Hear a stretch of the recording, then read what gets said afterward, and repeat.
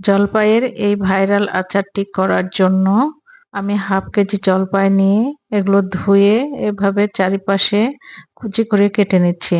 দেখুন এভাবে চারিপাশে কুচি করে কেটে নিতে হবে। এরপরে প্রায় হাফ কাপের মতো, হাফ কাপের একটু বেশি হবে, চিনি দিয়ে এটাকে মেখে আধা ঘন্টা বা ১ ঘন্টার জন্য রেখে দিতে হবে। চিনি থেকে রস ছেড়ে দিলে চুলায় প্যান চাপিয়ে প্যান গরম হয়ে আসলে ওই রস সহকারে জলপাইগুলো ঢেলে দিয়েছি। এতে স্বাদ মতো লবণ, হাফ চামচ হলুদের গুঁড়া এবং ১ চামচ মরিচের গুঁড়া দিয়ে দেব।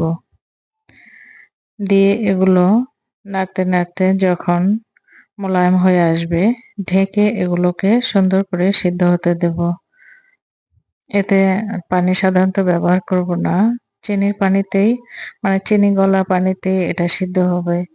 এই যে এটা সিদ্ধ হয়ে আসছে, আস্তে আস্তে এটাকে নেড়ে ছেড়ে ঢেকে দিব। আর চুলার জাল লো হিটে রাখবো, খুবই লো হিটে থাকবে। আর অন্যদিকে আমরা মশলা তৈরি করে নেব। সেজন্য কালো জিরা নেব সামান্য, কয়েকটি মেথি নেব ২টা, সাদা এলাচ, দারচিনি ৩-৪ টুকরা, তেজপাতা ২টি, জিরা নিব কয়েকটি, মৌরি নিব কিছু, ধনিয়া নিব কিছু, আর জাউন নেব অল্প একটু।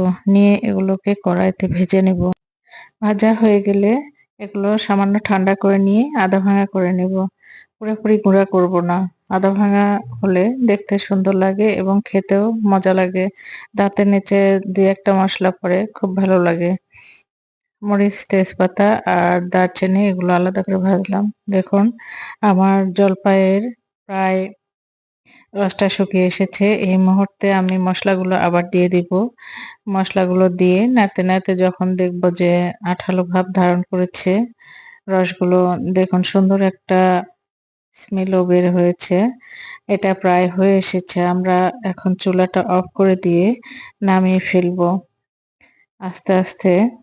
তারপরেও পানি যাতে না থাকে সেই চেষ্টা করব। পানি থাকলে এটা নষ্ট হয়ে যাবে। এই পর্যায়ে আমরা অফ করে দিয়ে এটাকে সার্ভিং বাউলে ঢেলে ফেলবো।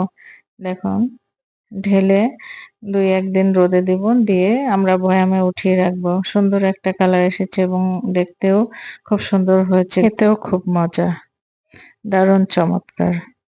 ভিডিওটি পছন্দ হলে লাইক দিবেন, শেয়ার করবেন, চ্যানেলটি সাবস্ক্রাইব করে পাশে থাকবেন। আল্লাহ হাফেজ বন্ধুরা।